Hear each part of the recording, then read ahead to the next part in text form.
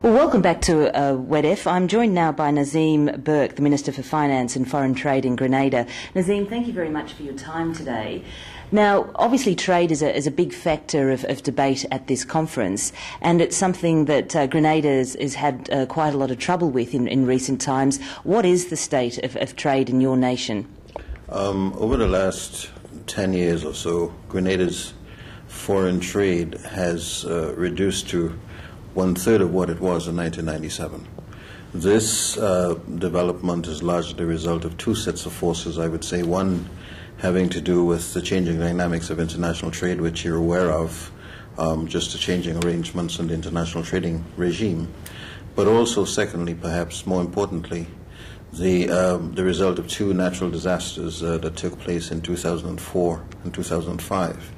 We experienced Hurricane Ivan in 2004, as a result of which the country was flattened, basically.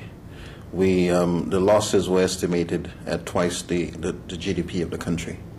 And among the things that suffered considerably were the commodities, the principal commodity exports, nutmegs, cocoa, and to a lesser extent bananas. Bananas had already begun to suffer by the time of the hurricane in 2004, but especially cocoa and nutmegs, nutmegs being the leading export commodity, that was devastated.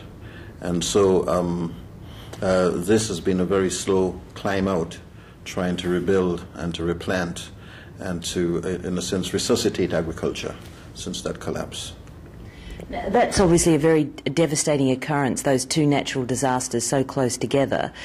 How has that affected the markets that you were supplying to in the past? Do you still have those markets? We, by and large, still have the markets because, of course, the regime that exists as far as the sale of nutmegs are concerned is that you have large buyers in Europe principally who stockpile nutmegs, so they have a supply.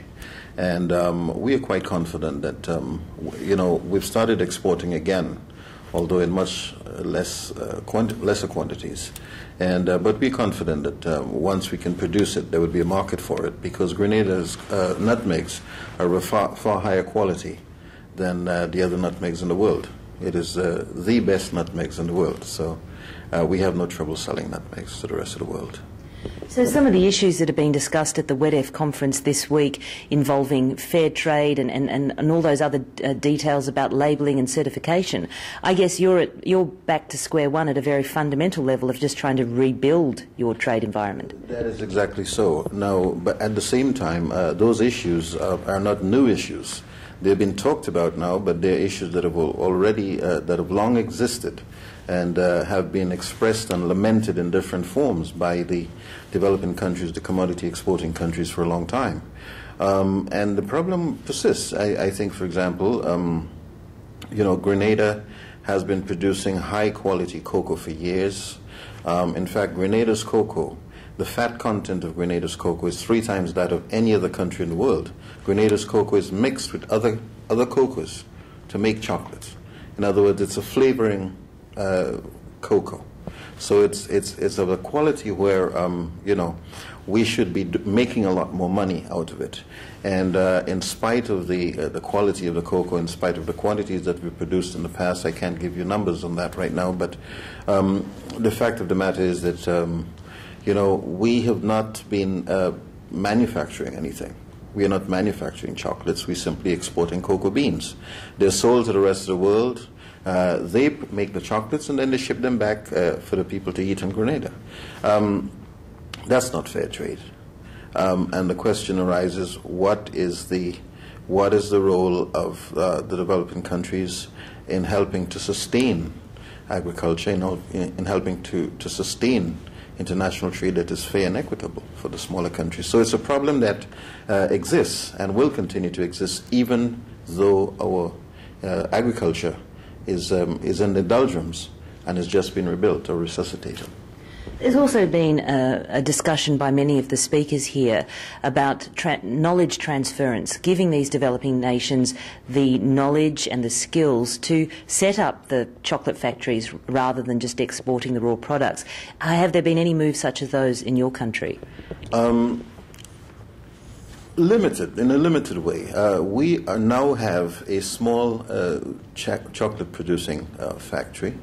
I must say the quality is among the best in the world. I love dark chocolate myself, and the quality is excellent.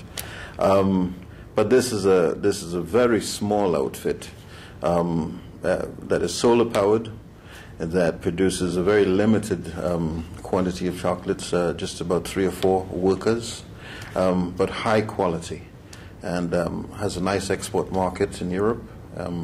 So that in that limited sense we've had some transfer.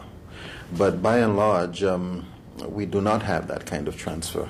And again, it is something which, we must, I think the philosophy that should guide the relationship between these countries is that there should be a way to teach the people of the third world, of the developing countries, how to fish, not just give them a fish every time you think that they're hungry.